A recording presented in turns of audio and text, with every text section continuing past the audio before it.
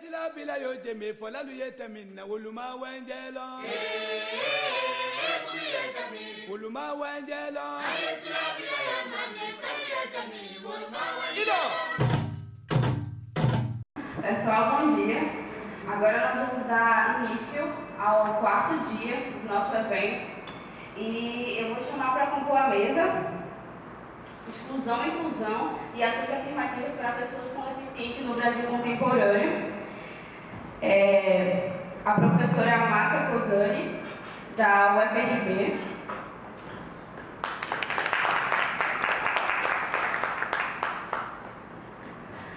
A professora Ivete Maria dos Santos, aqui da UESC.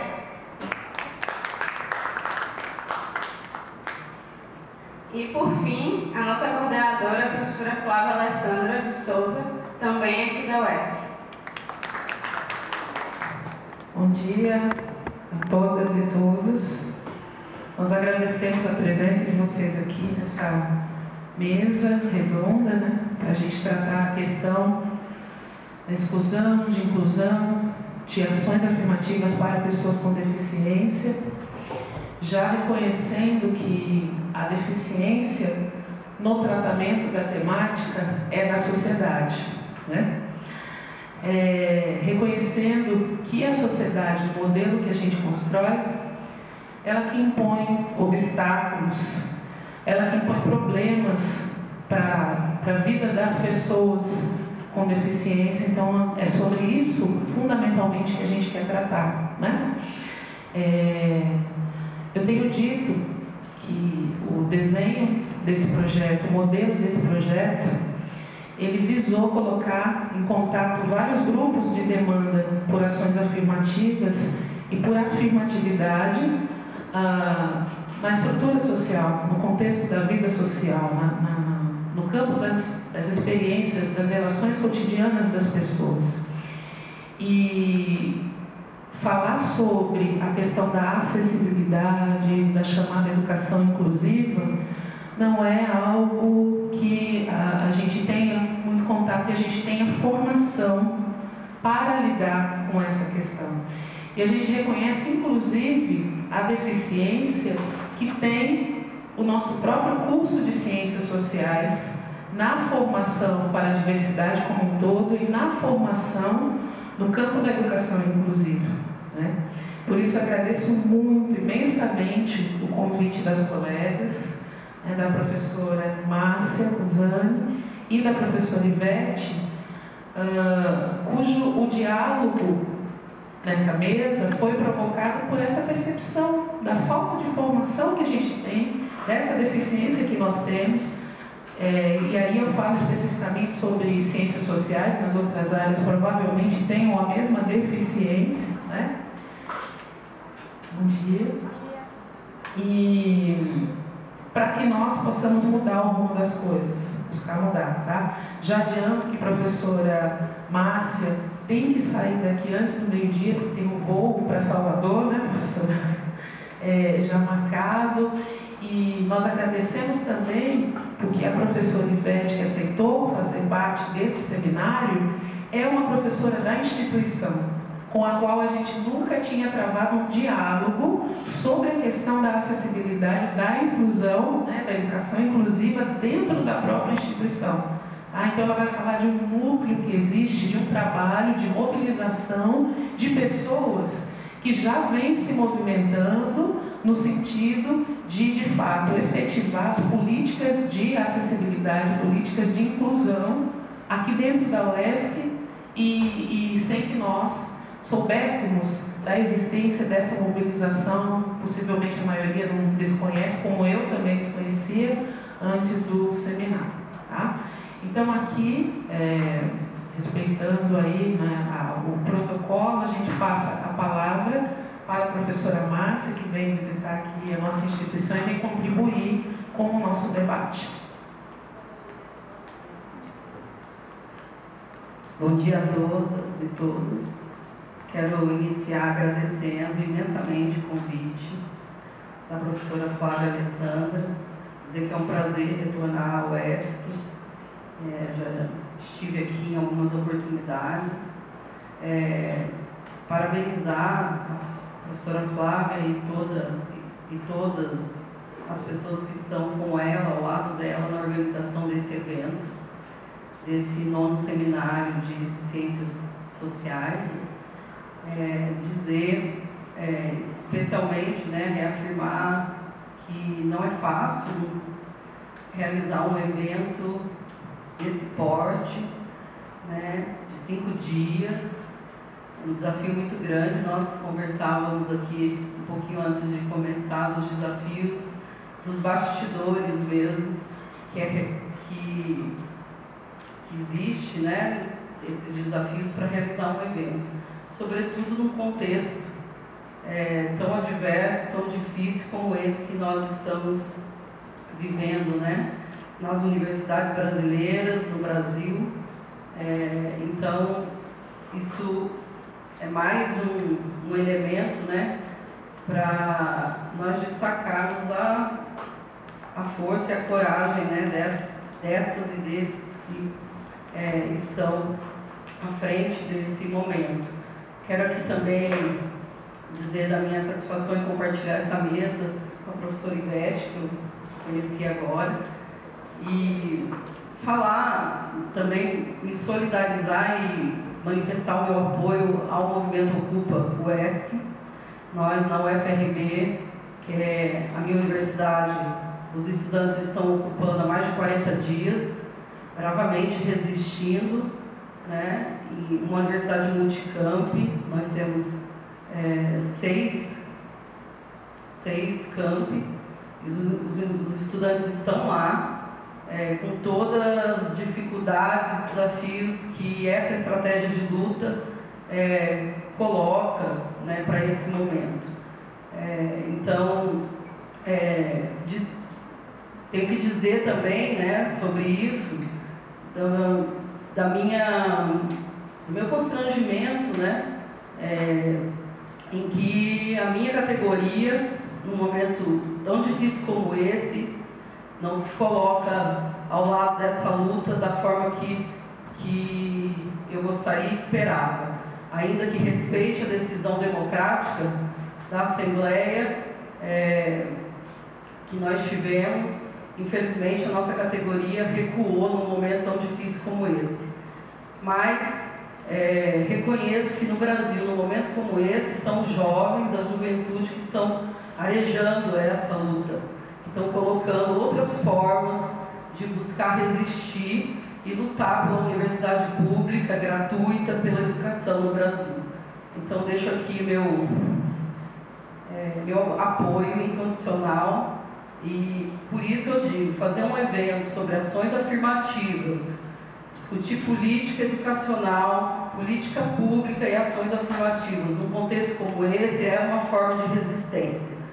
Esse evento está no contexto e traz para a UESC 5 dias ricos de debate sobre ações afirmativas com uma perspectiva interessante, que é de convergência, de pensar ações afirmativas sob diferentes recortes.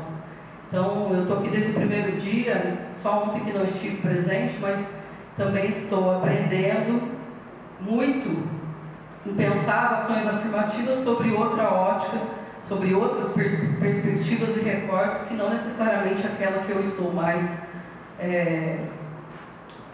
próxima dentro do que eu pesquiso e tenho me aproximado.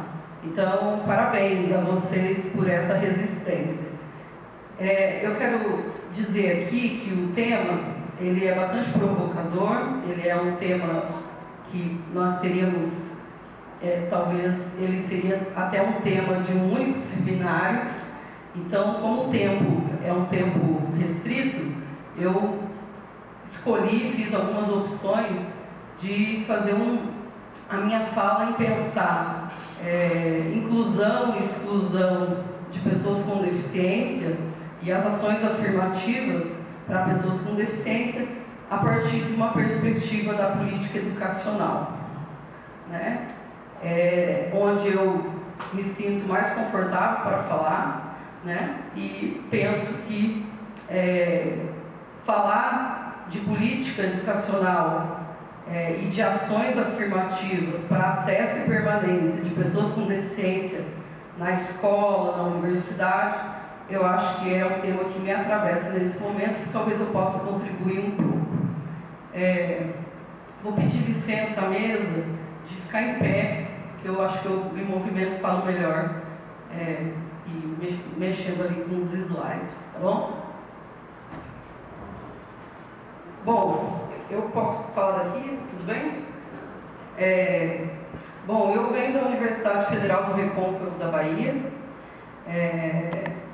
O campus que eu atuo é o Centro de Formação de Professores, em Amargosa.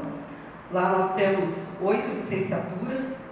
O nosso projeto, né, principal nessa universidade, nesse campus, é atuar com a formação de professores da educação básica.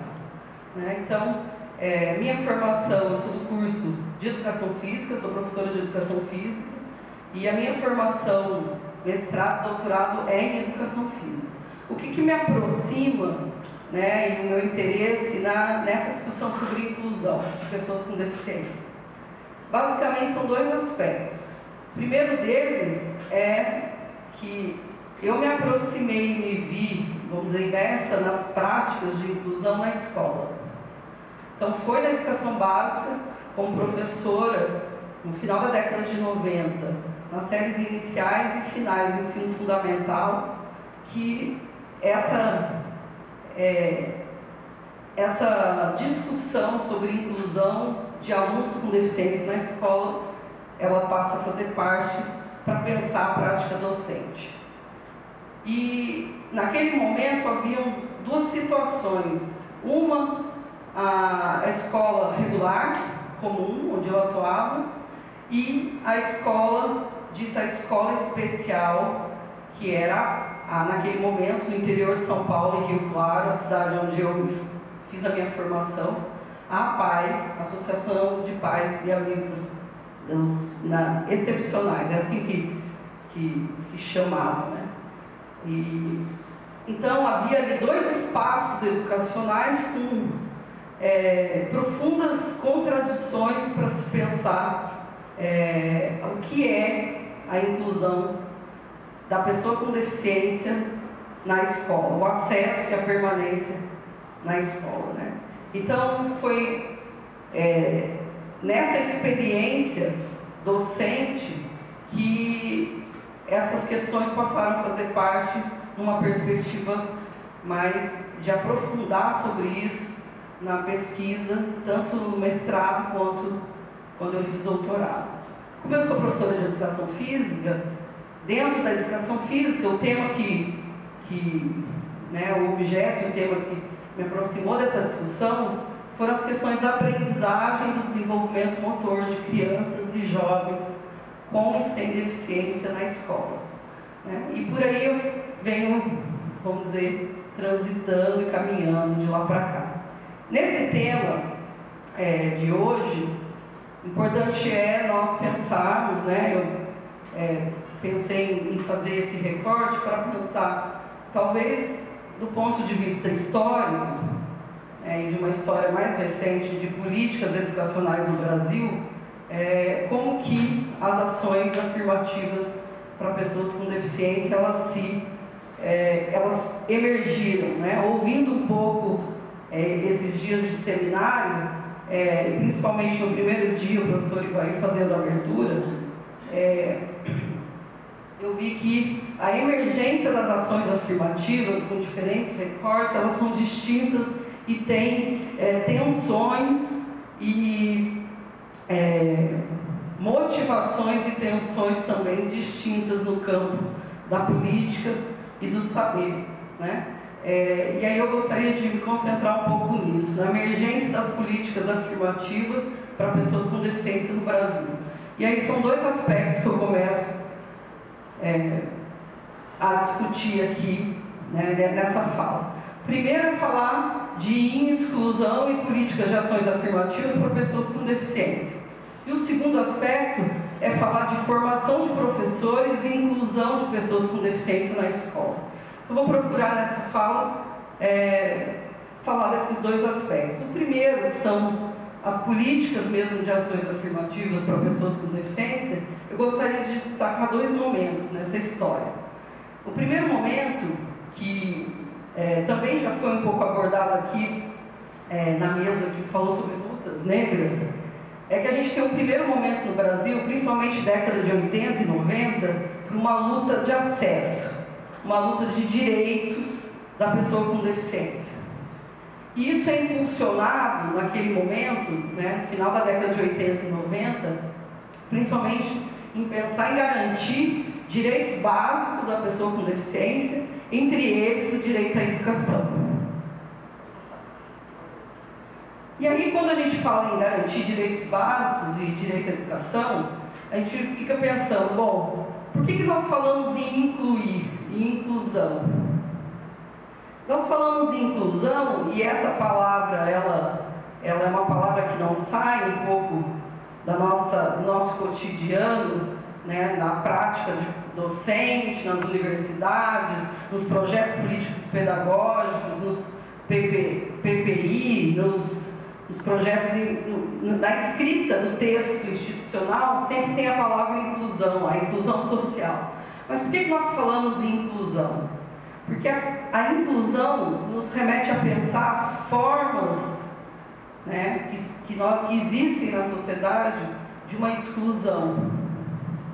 Nós falamos em inclusão porque nós o tempo inteiro pensamos incluir para quê, quem para quê e por quê.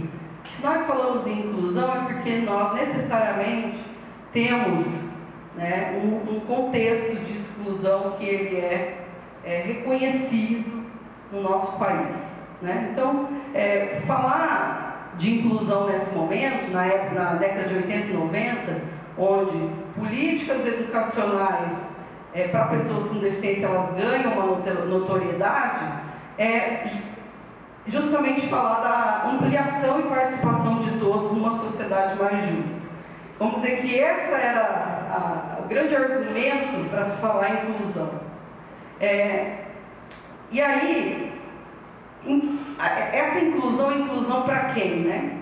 Para todos aqueles que historicamente sofreram e sofrem discriminação negativa.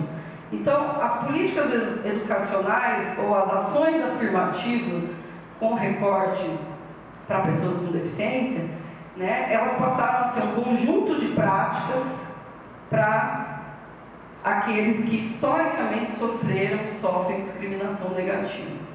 Isso é reconhecido, se fala em inclusão como uma forma de que as pessoas tenham acesso, por exemplo, à educação e tenham igualdade de oportunidades, nesse acesso, Ou seja, é preciso pensar em ações afirmativas, para que haja igualdade de oportunidades para aqueles que historicamente sofreram discriminação negativa.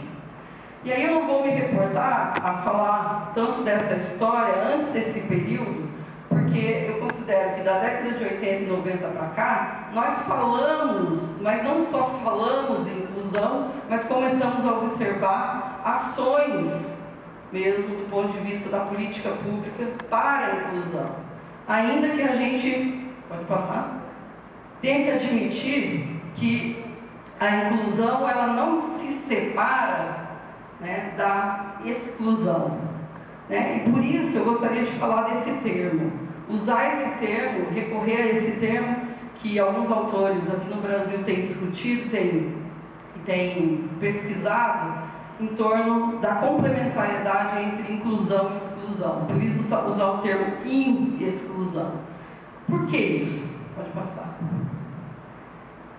Lopes e Fabris, que são pesquisadoras, um grupo de pesquisa sobre inclusão e formação de professores do Rio Grande do Sul, elas colocaram esse termo no seguinte aspecto.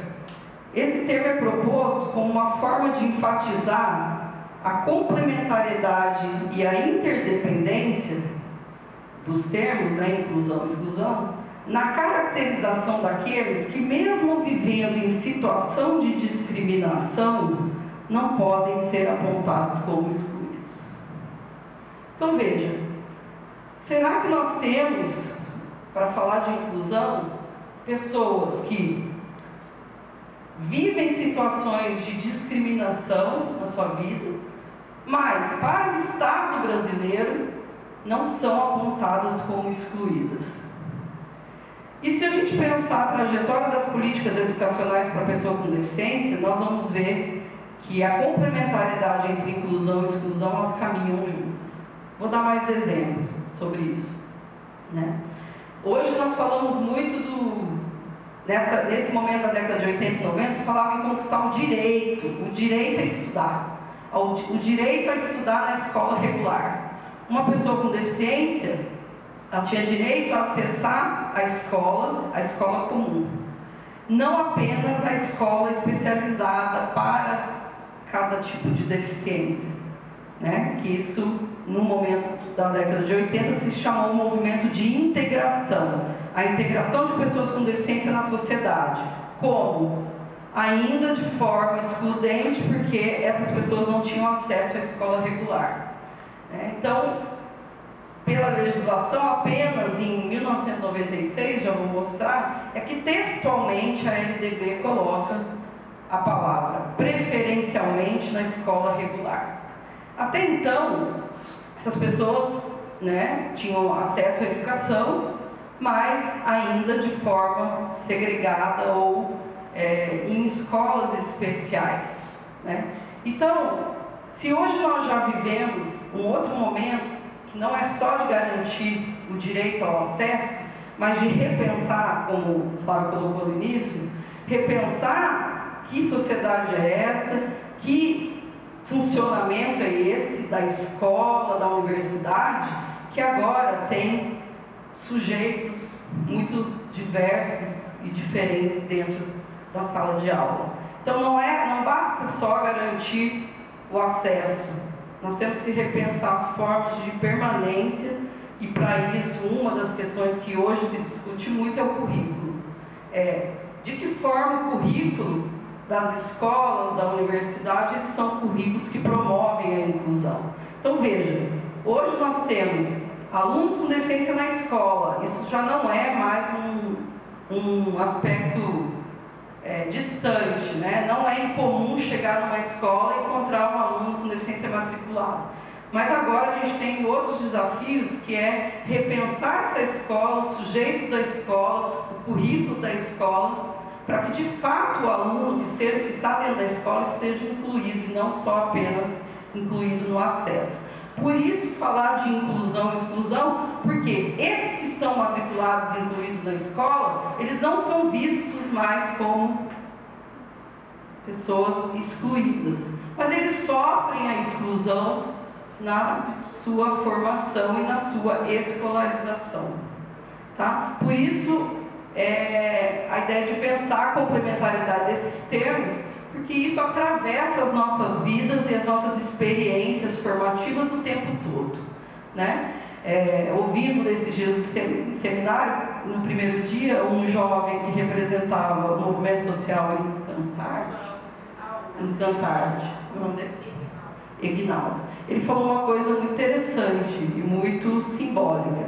Ele disse o seguinte: nós estamos na universidade para incomodar, para questionar, né? Para que aquela universidade que sempre existiu na sua forma normativa, com seus sujeitos, né, normativos, que agora ela tem que se repensar. Tem que repensar que universidade é essa, quem são os sujeitos da universidade.